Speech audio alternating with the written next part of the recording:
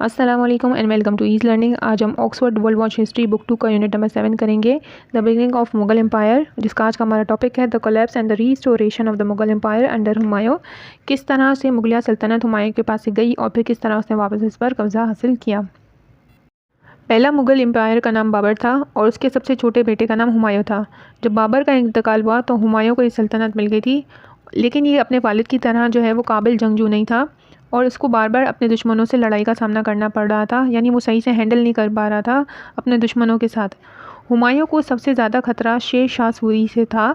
शेर शाह सूरी का नाम फरीद खान था और वो बिहार में कमांडर के तौर पे काम करता था। इसने बंगाल को फतह करके हुमायूं को हराया। इसने हुमायूं को इंडिया से बाहर जाने पर भी मजबूर किया और ख़ुद अपनी फैमिली के साथ दिल्ली में रहने लगा, जहां उसने अगले 15 सालों तक हुकूमत की। शेर शाह सूरी ने ग्रैंड ट्रंक रोड बनाई सरनगू बंगाल से लेकर पंजाब तक, जो कि रिवर इंडस के पास से भी गुजरती थी।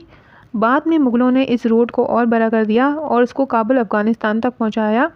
ये सफ़र जो है वो 25,000 किलोमीटर लंबा था, जो कि कोलकाता से पेशावर तक जा रहा था, जहाँ से तिजारत भी होती थी और जहाँ से कल्चर को प्रमोशन भी मिल रहा था। इंडिया और अफ़गानिस्तान के दोनों इलाके आपस में एक दूसरे से कनेक्ट होने लगे थे।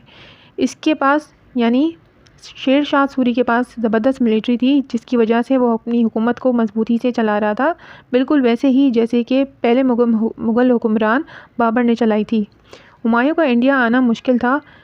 हुमायूं को अब क्या आना था, इंडिया में आना था। इसको इस सफ़र के दौरान काफ़ी मुश्किलात का सामना करना पड़ रहा था, क्योंकि वो डेज़र्ट के ज़रिए इंडिया आ रहा था।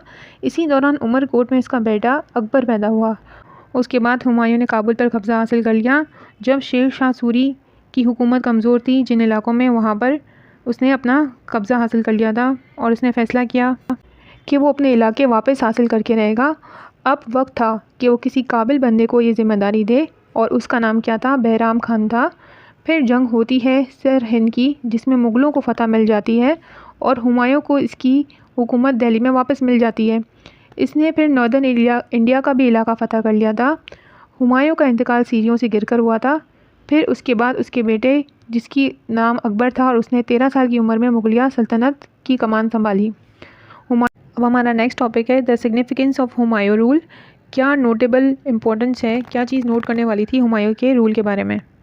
हुमायूं ने अपने दौर में बहुत सारे चैलेंजेस का सामना किया और आखिर में अपने बेटे को हुकूमत दिलवाने में भी कामयाब हो गया, और इसका बेटा भी इसकी तरह बहुत मशहूर हुआ मुग़ल एम्पायर के तौर पे।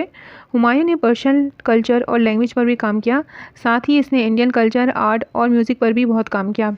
इसकी मिलिट्री कैंपेन और अलाइंसेस ने भी इसकी हुकूमत को नॉर्दर्न इंडिया में मजबूत किया, यानी इसकी मिलिट्री कैंपेन भी बहुत अच्छी थी और इसके दोस्त भी बहुत थे, यानी अलाइंसेस जो इसकी फेवर में थे वैसे लोग भी बहुत थे, जिसकी वजह से उसकी हुकूमत नॉर्दर्न इंडिया में क्या हो गई थी, बहुत स्ट्रांग हो गई थी। स्ट्रांग पोजीशन पे था वो, यानी अच्छे से हुकूमत कर रहा था, जहाँ से रास्ता हमवार हुआ कल्चर का और इकनॉमिक एक्टिविटीज़ का, यानी फिर वहाँ पे बहुत ज़्यादा डेवलपमेंट हुई और इसके बाद आने वाले लोगों को भी आसानी हुई, यानी वो भी इस तर्ज को फॉलो कर रहे थे जिस तरह इसने चलाया था, वैसे ही वो भी मुगलिया सल्तनत को चला रहे थे। होप आपको अच्छे से समझ आया होगा। अगर आपको वीडियो अच्छी लगती है तो कहीं लाइक करिए, शेयर करिए, सब्सक्राइब करना मत भूलिएगा। ओके, अल्लाह हाफ़िज़।